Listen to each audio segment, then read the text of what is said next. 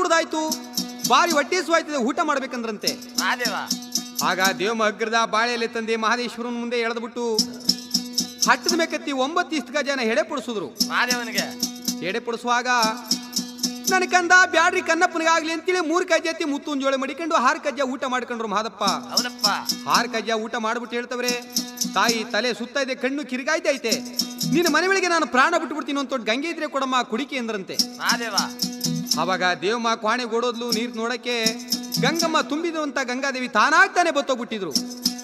ಅವಾಗ ಸರವಾರ್ತ್ ಕೊಣ್ಕೋಗಿ ಗಂಗೆ ತಗೊಂಡು ಬರ್ತೀನಿ ಅಂತೇಳಿ ದೇವಮ್ಮ ಚಿನ್ನದ ಗಿಂಡಿನ ತಲೆ ಮೇಲೆ ಮಡಿಕೊಂಡು ಸರವಾರ್ತ್ ಕೊಣ್ಕೋಬೇಕಾದ್ರೆ ಇಲ್ಲಿ ನಮ್ಮ ಅಪ್ಪಾಜಿ ಮಹದಪ್ಪ ಚಿಕ್ಕ ಮನೆ ಒಳಗಿರುವಂತ 3 ಜನ ಗಂಡು ಮಕ್ಕಳನ್ನ ಕರೆದಿ ಅವ್ರು ಮುತ್ತುಂಜೊಳಗೆ ಒಳಗಿರುವಂತ 3 ಕಜ್ಜೆನ ಕೊಟ್ಬಿಟ್ರು.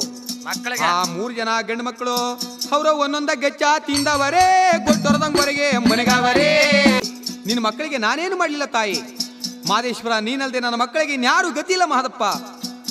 ಹೌವ, ಹಾಗಿದ್ಮೇಲೆ ನಿನ್ನ ಮಕ್ಕಳಿಗೆ ಜೂಗಾಳಿಗಳನ್ನ ತುಂಬಿದ್ರೆ ನನಗೆ ಏನರ್ಕೆ ಮಾಡ್ತೀವ್ವ, ಏನರ್ಕೆ ಮಾಡ್ತಿಂದಾಗ ತಾಯಿ ಹಾ ಇಕ್ಕೇರಿ ದೇವಮ್ಮ ಕೈಲಾಸಿಗೆ ಕರಬೇತ್ ಕೈ ಮುಗ್ದಿ ನಮ್ಮ ಅಪ್ಪಾಜಿ ಮೂಡ್ಲು ಮಲೆ ಮಹದಪ್ಪನಿಗೆ ಯಾವ ರೀತಿ ಹರಕೆ ಕಟ್ತವಳೆ ಅಂದ್ರೆ, ನೋಡಪ್ಪ ತಾಳ್ಬೇಡ್ತಿಂದ ನಿನ್ ಮೂಡ್ಲು ಮಲೆ ಕೈಲಾಸ ಗಂಟ ಏಳ್ಮಲೆ ಮಾದೇಶ್ವರ ಮೆಳೆಗಳೆಲ್ಲ ಕಡಿಸಿ ಭಾಗ ಮಾಡಿಸಿ ಬಸುನಾದಿ ಅದಲ್ಲ ಕಾಲಾದಿಲಿ ನಾನು ಮೆಟ್ಲಿಕ್ಕೆಲ್ಲ ಗೆಸ್ತೀನಿ ಕಾಣೋ.